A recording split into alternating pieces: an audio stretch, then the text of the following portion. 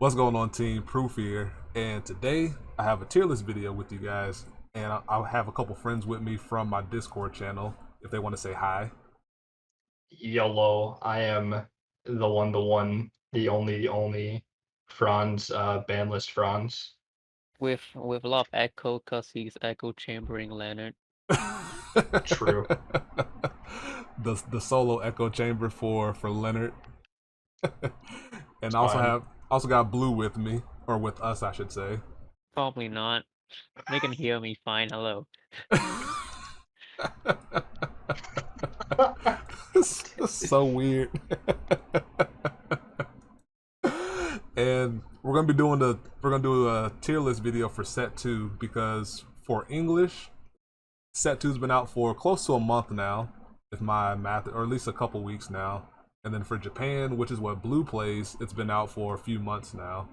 So we have a pretty good idea of the strength level of the respective decks, and they're represented by their boss of their ride line here.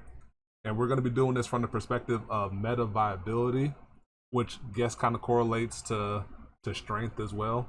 But kind of like we're going to put them in the decks that you would expect to see, or you would probably want to prepare for if you're going into a tournament season for set 2.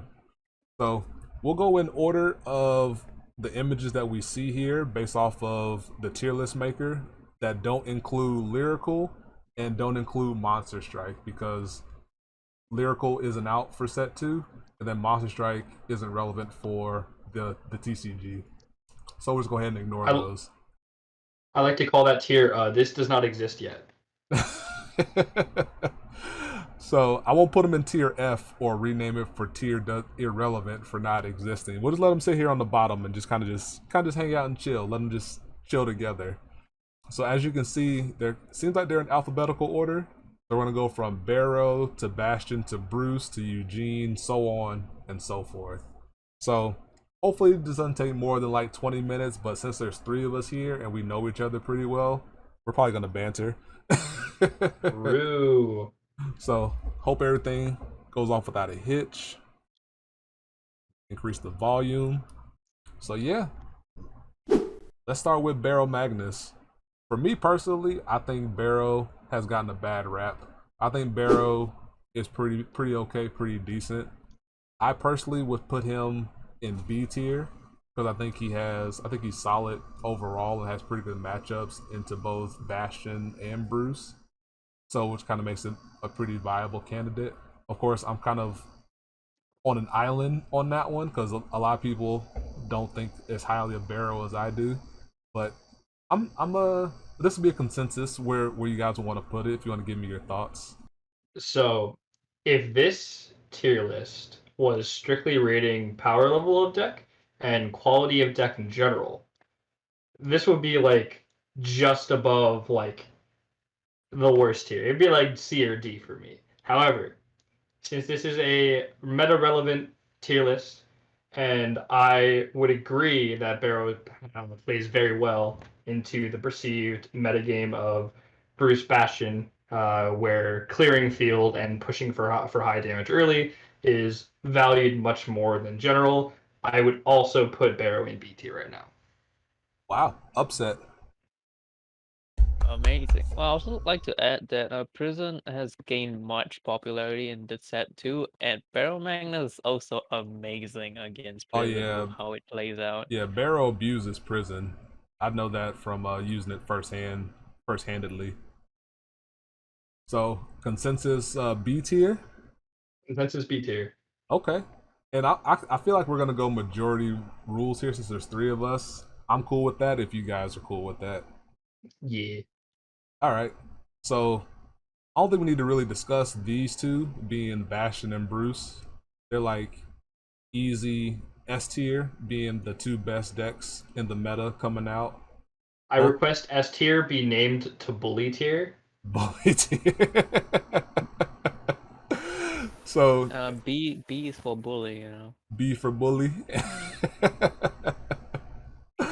I could get down with that. For in the case of Bastion and Bruce, they're highly powerful. They're highly consistent. They have their differences in terms of where they struggle. Like Barrow. Too many B's.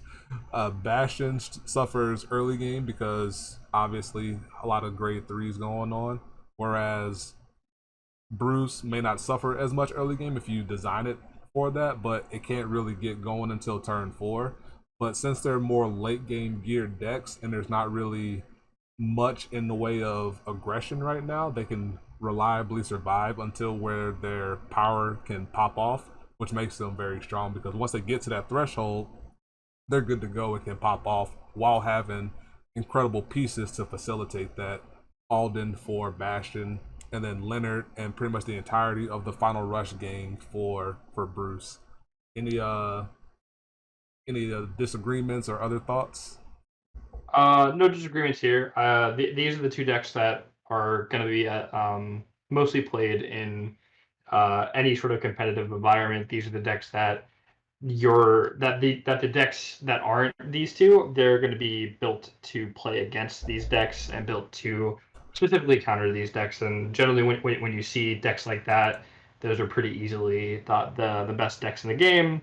Even if decks that counter them sometimes beat them a little more in terms of top percentaging. Blue?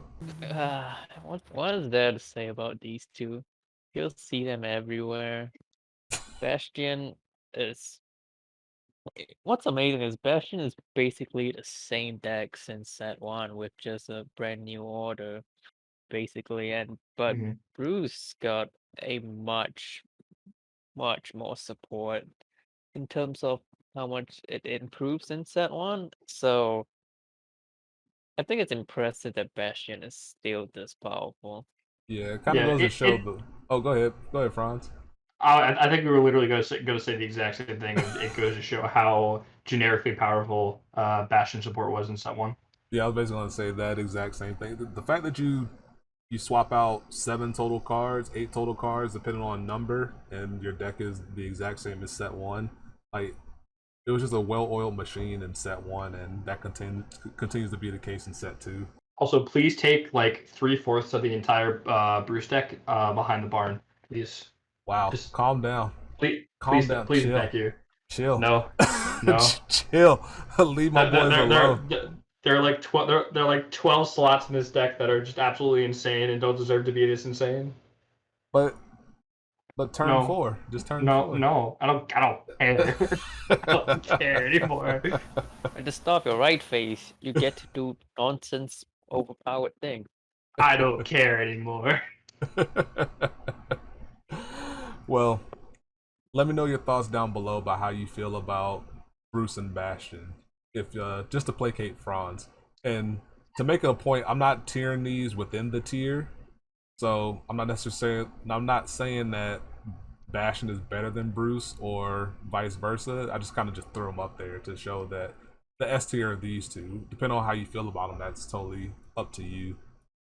Now, on to Eugene, which is a deck that I kind of enjoyed in set 1, but I have not yet touched at all in set 2 because it just didn't seem like it's up to snuff after the set 2 support came out. Like, the best card in the deck to me still remains Tri-Bash, and Tri-Bash was kind of a pretty okay card, but now there's Overlord, which can also support, so it's kind of like Eugene got much worse just because Overlord exists now. Yeah, so this deck is awful.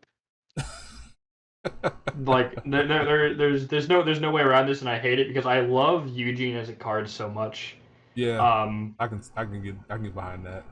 And after set 1, like there was room for encouragement because it's like decently cost to retire is good, and then like hitting 23 in a crit with Vanguard is good.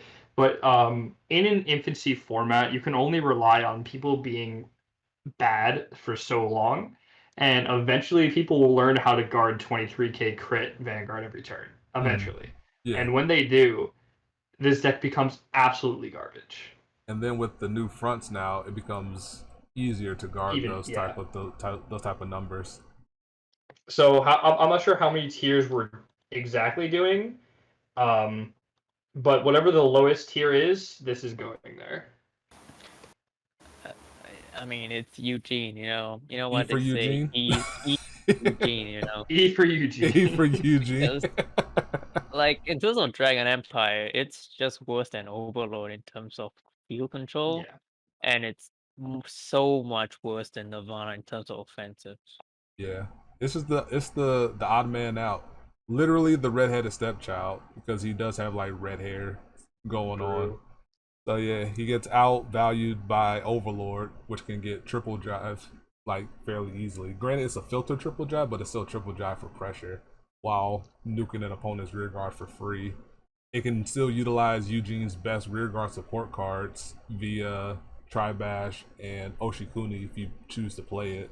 So it just gets outvalued there and then outaggressed by Nirvana. So all in all, it's just like waiting for something better to come along. So it's in a sad state of affairs right now. And I will say, Eugene as a card, I do think that the base of Eugene and for Tribash, Tribash, whatever you want to call it. I call it Tribash. That's a good base for a future good deck if its rear guards get better. Its issue right now is like just it being a retire deck. There are like so many other decks that remove field better. True. Like, there's just no reason to play this deck right now in any capacity. Yeah, resting 2 rear guards and then leaving something exposed to being an unboosted attack just isn't gonna cut it anymore. I mean, in terms of design, I don't think Eugene is that well designed because his main draw, like if you look at the card itself, will be his ability to superior call cards for quite a good rate, I might add. But the requirement of having to retire something is really terrible considering the fact that his retire requires you to rest existing rear guards. So the only way to fix Eugene would be giving him basically band-aid rear guards that get themselves off the field after you rest them. Which I don't think is too great of a design, but Eugene can definitely be good if they give him those kinds of cards. Yeah, I thought what they were gonna do in set 2 was to just let him use the soul resources to retire, and then just kind of just be a control deck that way. But then Overlord came out and kind of just put that to shame. So, and now next up we have Hexaorb. Hexaorb is another deck that I liked in set 1. Just the idea of being able to stack up your triggers is always appealing to people. However, it got some solid rear guards via Diaglass and Olwine, but it didn't seem like it was enough to buff it up in terms of being competitively viable. But I personally would probably put it in the D tier category because it has decent offense, but it also doesn't have a lot of sustain going on to compete against some of the other decks that have better value engines. So the only thing I really want to say about Hexaorb is it is one of 3 decks really that is pseudo locked to turn 4, being Magnolia and Bruce, and then this. And it has absolutely none of the draws that those other 2 decks have. This attacks 3 times. Most of the time, it attacks 4 times for CB2. And has none of the value, none of the aggression that Bruce has. The only way you're winning with this deck right now is if you are absolutely just going God mode on the top deck and seeing over trigger or seeing like crits every single turn. I think you can still cheese wins with this because it's still that OTT-esque. Is there a trigger on top? Guard for 2 pass and then boom, double trigger. So that's a point where your opponents aren't going to be super in control. It's essentially rolling the dice every single turn, and it got a lot more consistent with these cards. These cards are very good, but just overall, the base of the deck is locked to turn 4, and it doesn't have that much aggression anyway. I think it's better than Eugene. I think it's worse than Barrow, tier, whatever that is. I don't. If it's 2 tiers, then I'd probably put it in C. But it's not great. It falls in the category for me that I like to call. If you take this to a tournament, I'm going to bully you. Honestly, not much, dude. Might as well ask Slashbreaker about this. He's the one playing over 100 games of Hexaorb. I think And I've seen some of his again, comments on it. Yeah.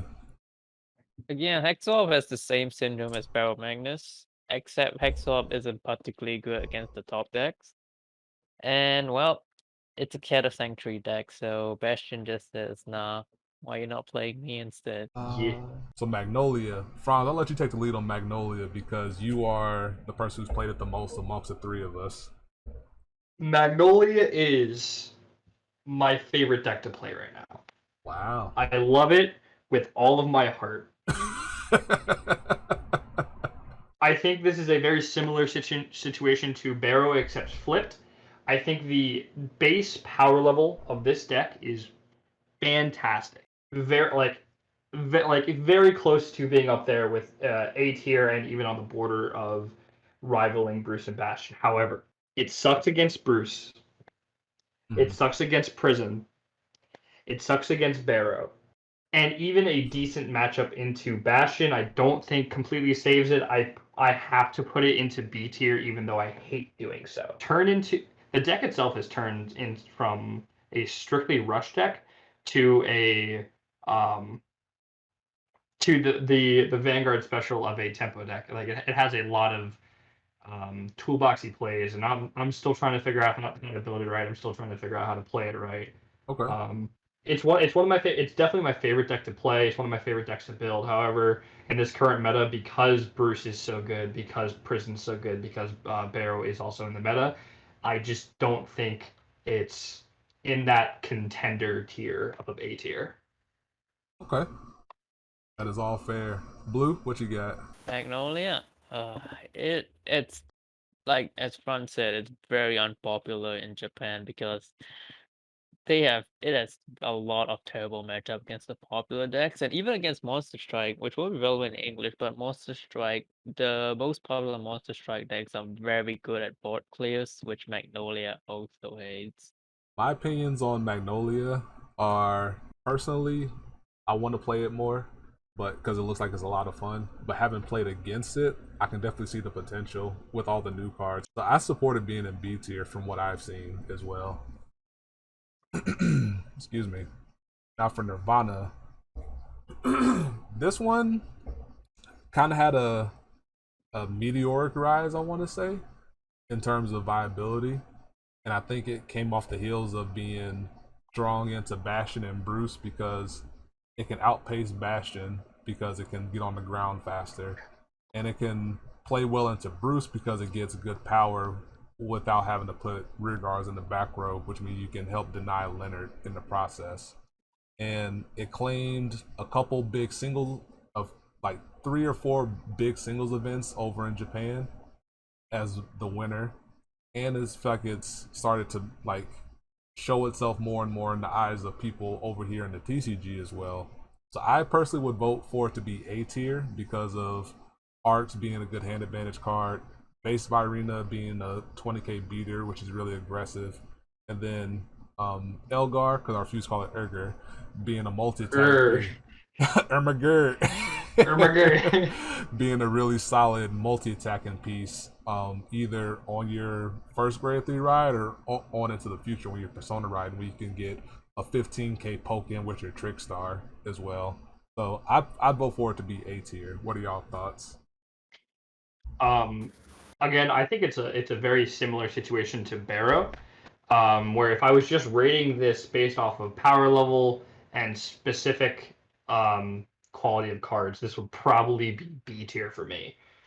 However, the early draw to help with early game, into turn 3 consistent power lines, into turn 4 consistent big power lines with multi attack. I plus the grade 1 package from set 1 to set 2 is astronomically different quality wise. Before they had absolutely horrible grade 1s, some of the worst in the game, but now they have they have a grade 1 value engine when it's discarded, put to soul, that just feels right back into Urger, as well as Ballerina retire. You have the on hit add a persona on hit CB1 persona right next turn to your hand, which is just good because there are going to be a lot of times where, since you're swinging Vanguard either first or second, that might be a hit that comes in that the opponent takes because PGs are a thing, and people want to save that for bigger Urger swings or the second overdressed unit. But the real standout, in my opinion, of this deck is the final grade 1 that makes Trickstar swing for 18, regularly 28k on Persona Ride. When these cards were first revealed, everyone was like, okay, so we need to make a very jank deck where you have 6 or 7 attacks with that one grade 3 that calls a grade 0. Yeah. And people were like, okay, so it's just an extra 15k attack, and it was very underwhelming because it's like, okay, it's an intercept, and then your deck is basically 3 attacks again. But the difference between 15 and 18 or 28, the difference between 15 and 28 is actually insane in practice. Right. That's such a difference in card advantage. It's strictly a fourth attack that's a very powerful attack. And if this card did not exist, I think this deck would be borderline C tier. Wow. But because this card exists in conjunction with Urger, in conjunction with Arcs, in conjunction with static power lines throughout, it's in my opinion, I think this is the most consistently big deck besides Bruce. So because of all that, and because Bastion and Bruce are a little bit rough to early game and don't have as much defense, I will also be putting this into A tier. Okay. Blue? I mean, no disagreements for me there. Like, Nirvana is just a solid deck against the top decks. And it's there's not much weakness to it apart from needing to see pieces to get their full power. Okay. Now, on to Orfist. This one might be, I guess, controversial depending on how we see things pan out. I would put it into B tier with Barrow and Magnolia because the new order gives it some push through if your opponent gives you the 1 damage early, because you get either a 38k Thombarino column or you can make an Alverderd column, which can then pop something, which is really good into Bruce and other matchups because it just, you trade the token off for the retire, and you can still play a pretty steady tempo game and just hold advantage and then try to beat your opponent down with the shadow tokens. So it's not exciting gameplay, but I still think it does a lot of what it did in set 1 in terms of being just a very steady deck, and that makes it good enough in my eyes. It's just a very consistent deck. So I'd put it in B tier personally. What do y'all think? So I think this deck has the best matchup into Bruce out of any other deck. Personally, that's what I believe. It forces Bruce to either full cram into a rush style or completely deny their damage. So even though I cannot stand the propaganda that this deck pushes out, shout out to Vanguardians, I cannot not put it into A tier because I believe that Bruce is the best deck in the format, and I believe that decks that have the best matchup into the best deck will see a lot of play. So I will say Orfist is an A tier. Blue? Office, honestly, I have no respect for it. I respect the players who play it, but your deck just doesn't perform. It really doesn't. You might think it's a meme to go haha 3 attack deck, but that's just how it is. Nirvana went from a 3 attack deck to not a 3 attack deck, and damn, the increase in power level is insane with the new Great One as well. Geez. Office is good at high power, but when Bastion, Bruce, and Nirvana all do the same high power and they swing more than 3 times, like, do you really want to play Orfist? Like, Orfist's main draw is his ability to make the rear guards for just Counterblast 2, which sounds great, but that's all it does. Like, Thumperino is just a wash. It's a Mhm. minus if you really want to think about it. So like it's like the way to design Office in set 2 is a way to convert the huge Counterblast 2 plus 3 in a sense into other resources, but it the conversion rate is just too crappy for Office to be truly a great deck compared to say Bruce. Like Marjorie's and Leonard's conversion rate in Advantage is ridiculous.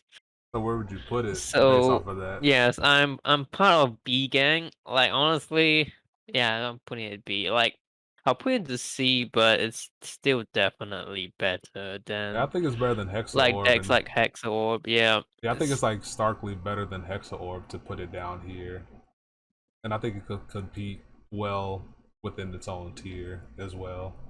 I'm B gang, B gang all the way. You did say majority rules, so B gang it is. B gang it is. All right, so Overlord. I played a little bit of Overlord, and I think the deck is impressive. I think it's better than early perception is, but I think that changed fairly quickly. Being able to have access to fairly easy triple drive or discourage your opponent from committing cards early really plays well into the Overlord idea of grinding your opponent down. And then Nahalem and Berserk Dragon are very quality, solid rear guards. Nahalem being able to buff itself up and Overlord is very handy. And then Berserk, little more awkward because it also costs a counterblast, but it still is nice for picking off troublesome units because it's from memory, it doesn't care front row, back row, or grade or anything like that, so it just pops something off the board that's troublesome for you.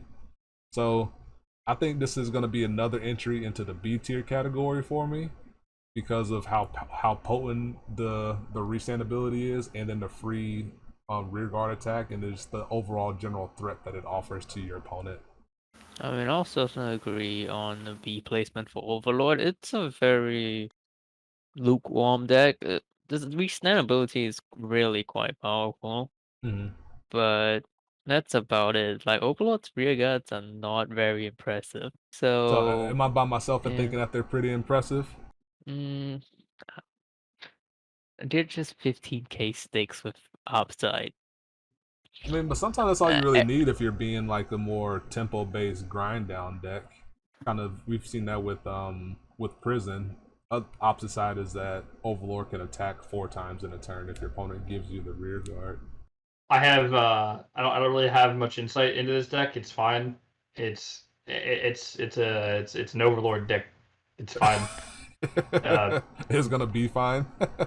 Yeah, it's gonna be fine because it's gonna bully your puncher guards and you're gonna be chilling. So that shouldn't be. Okay. And then, like we said before, it can take Eugene's best rear guards in Tribash and Oshikuni, and then still use them and apply them for its own evil deeds. Yep. So now, Phantom Blaster Dragon. So I personally haven't played this. I haven't seen much of it. I know that it didn't look really impressive on paper because it just seemed like it was a lot of effort to get you to being like a worse Barrow Magnus kind of sorta, just to be threatening with a crit while burning down your opponent's board. But I think it's just way too much resources involved for it to be useful without having like a lot of recuperation going on. So I put it either in D or E tier with Eugene, or put it in D tier right below Hexaorb, but I don't think I would go beyond that. Stacks is unequivocally the worst set of support I've ever seen in my entire life. It is so. It reads awful. It plays awful. These cards suck. I still don't know why Charon is a 7K.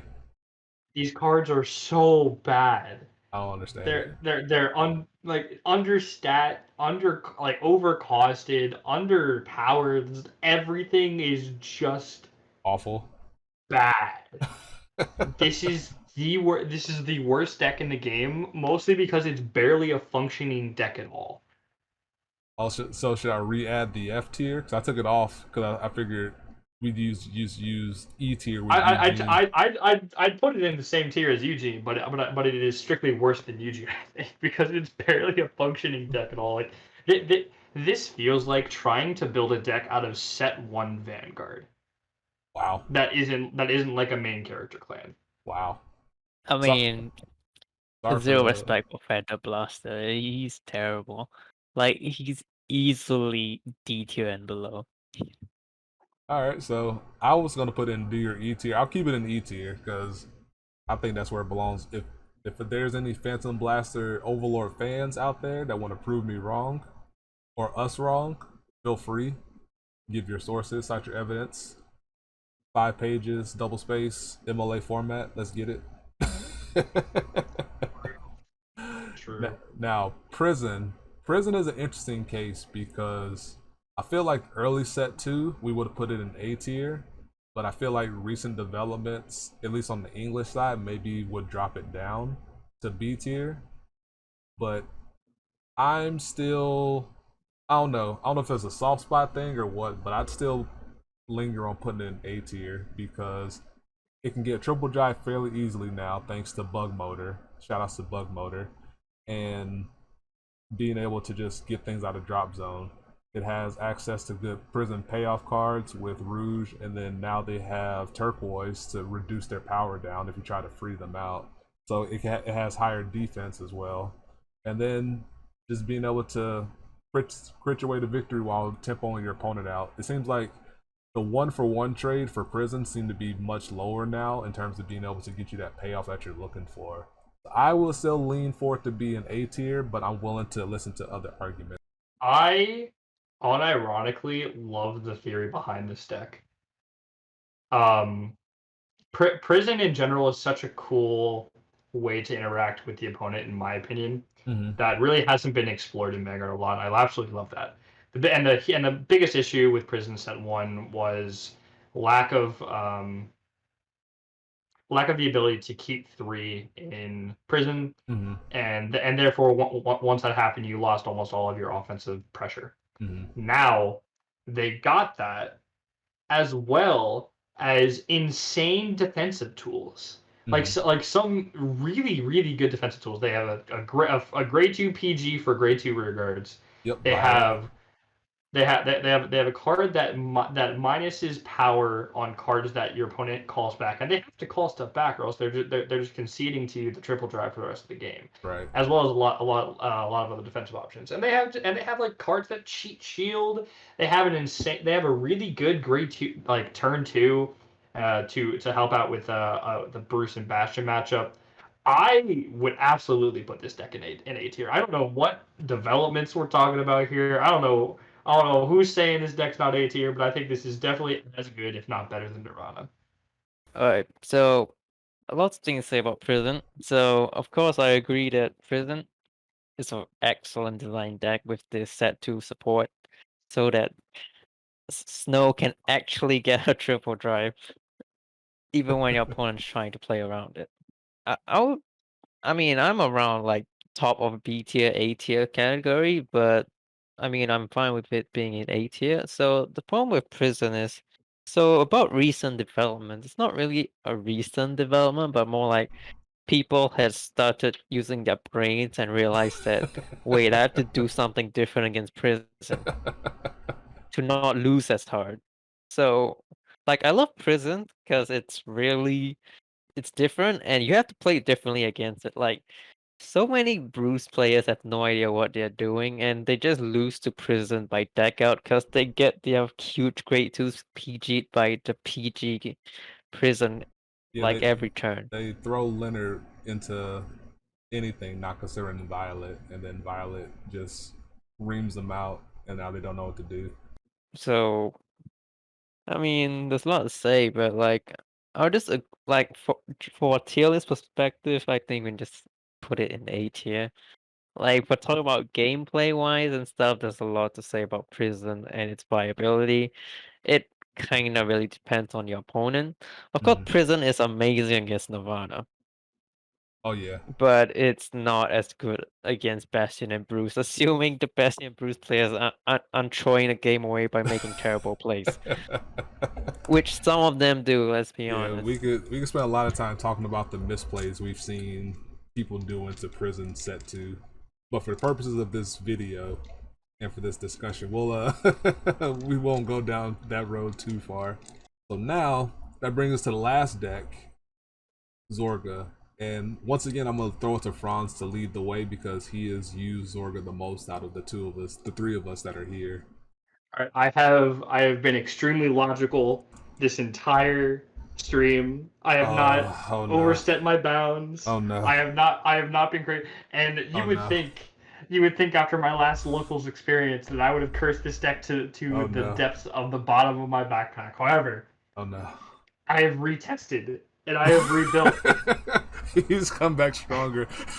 And it's come back stronger. Rebuilt. And the copium is flowing stronger than ever. This deck is B tier. I don't care. Y'all are gonna put it in C tier, I know, and it deserves to be there, but I'm going to put it in B tier because I have the copium. Blame me all you want, I don't care. The C tier for copium. C for copium. Okay, let me explain why. Go for it. So, the changes that I've made to this deck. Originally, I had built it solely to try to get as insane a turn 2 as possible to try to outrush Bruce and Bastion and end the game on turn 3 or turn 4. Mm-hmm. That didn't work. It did not work at all. Bastion absolutely demolishes that version of the deck. So I went back to the drawing board. I threw Ghost Chases back in to supplement the defense. As well as some other. I threw in the new grade 3 order to throw a little bit of retire in there. Regurgitation. Yeah, to really push some board control. I also threw in all 3 of the order. No, sorry, 2 out of 3 of the order recursion cards. I took out the grade 1 that adds orders from drop to hand because it really kind of wastes a slot on your Alchemy Magic turn. But I threw in both grade 1s because getting orders to hand and getting orders back to drop is a fantastic idea.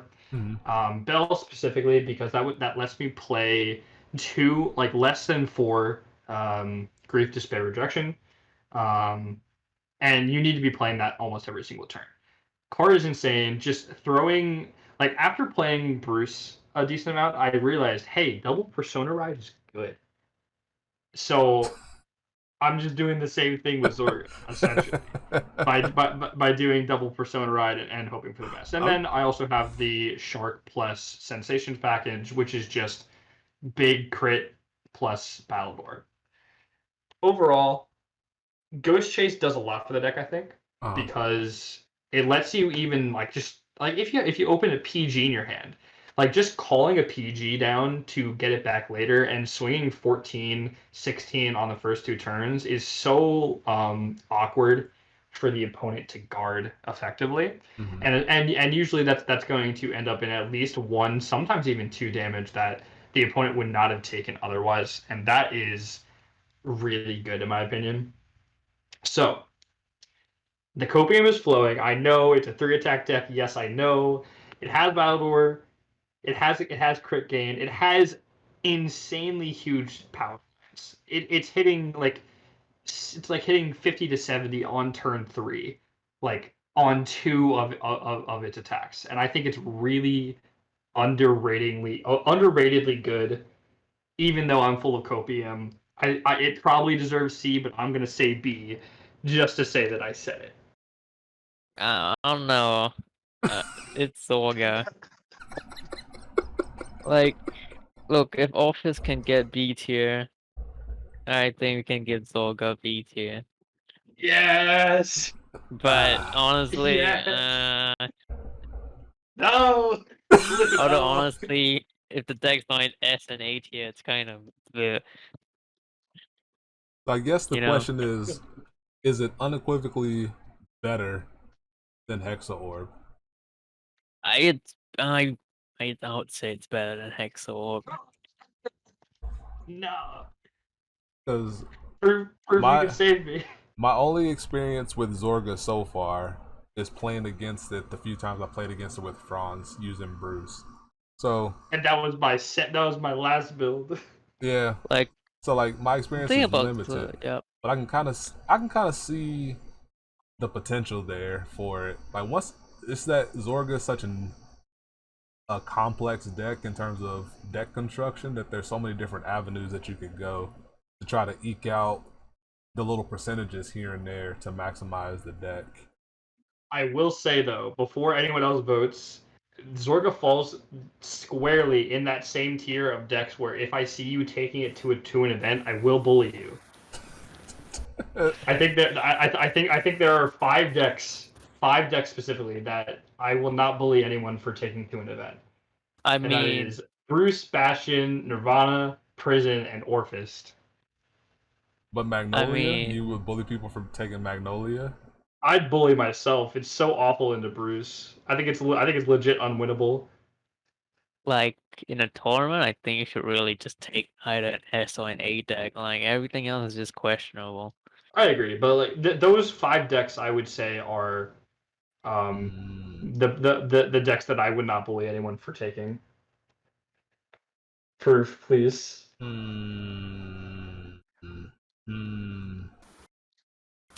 know, I give it the maybe B. people are I just give it the bad at B. building Yeah, he gave Zorga. it the B. I give it the B for Copium. now. But I can always like say we make this like a monthly occurrence. Maybe like we'll set a date to revisit this, and then we'll see if we want to reevaluate anything on this list, given new testing, new results. If there's any new tournament results information to garner from it. But yeah, I want to give it a B because I see the potential there. I don't quite see the potential there with like Hexaorb or Eugene or Phantom Blaster Dragon.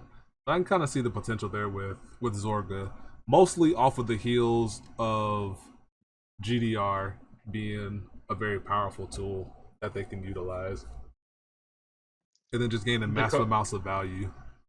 The copium has flown. Deck is so Hexaorb tier. Wait. Proof. I haven't sworn during this yet, right? No, you haven't.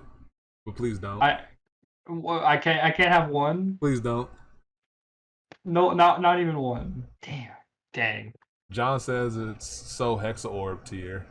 Listen, John, go back to Atlantis. Copium. Go back to Atlantis, you little fish person. You know what? I made my choice. I'll put it here for now, and then we can always revisit it. And then if anybody in the comment section disagrees or maybe Franz's Copium swayed at least Blue, because I think Blue was gonna put it B tier. So no matter what I thought, it was gonna be outruled anyway. But I mean, honestly, I feel it's Hexaorb tier. Oh, you feel Hexaorb tier? No, no. It's kinda Hexaorb tier, dude. No, please no, Copium, no. C for Copium. Like C for Copium. Like apart from France. C for Copium. Apart from France, like Zorga is terrible in all sorts of. Blue used up our curse word. Oh, it's so true. What? Blue did curse earlier. He did. Oh no! What? You said the F word. Wait. It's fine. Wait, it's fine. I'm not gonna bleep it. Oh. I try to keep them PG-13, so you get one hard F word per video. Macopium didn't do enough. Sad. I nearly said it. Oh, like I nearly said it again. Oh my god. So all right, the main thing chat and comment section. I need you to rise up and rebel against this. Take it from the word of the next Vanguardian's voice of the community. Hashtag don't vote for Ty, vote for me. This video become a political. What does video become a political campaign tool for? Yeah, you? France. I'm sorry, but I think Vanguardians is happy that Orfist is higher than Zorga. No, it's okay. So the main thing that's keeping it down for me is that regardless of what you try to do, the deck can kind of just lose by itself as my voice starts to lose by itself, in that no matter what you try to do, you might just not be able to draw into a an order card, and kind of just makes your whole turn vanilla, which is very detrimental if you're into like turns 4, 5, and 6 of the game. And even if you try to play other recursion elements to it, I don't know if that's enough in my mind at the moment to prop it up out of C tier into B tier. So Listen, C's kind of like can also be code for like lacking consistency, so to speak. those are all logical good points, and my copium doesn't respond to those. Oh, So, copium doesn't compute. yeah. So C tier stands for copium doesn't compute. Got it. So yeah, I think that'll do it for our tier list. Fairly balanced tier list. We got 2 in S, 2 in A, 4 in B, because these are like the very average decks of the format right now. 2 in C, nothing in D, because we like skip it. There's nothing that's like better or worse that just sits in that middle zone. And then we have 2 F or E tiers for Eugene tiers. So all in all, fairly balanced. Got 12 ride lines. We got 3 coming up in set 3. But yeah, we might revisit this in another month or so, kind of to see where things develop from here. So before I say my goodbyes, do Franz and Blue want to say anything? Vote for me, don't vote for Ty. No. No? Just Okay. remember that at the start of your right face, you get to do broken things. Just how to ride phase do broken things. Talk about Bruce. Yes, he's talking about Final Rush. Look, man, it says so on the card. You get the final rush. It's so strong. Final Rush do broken things. I feel you. So that'll do it for this video. This is way longer than the 15-20 minutes I thought it would be, but I also expected this. So if you stuck it out through the end of this video, I do appreciate it. Let me know your thoughts down below, and I'll catch you next time. Peace. Be easy.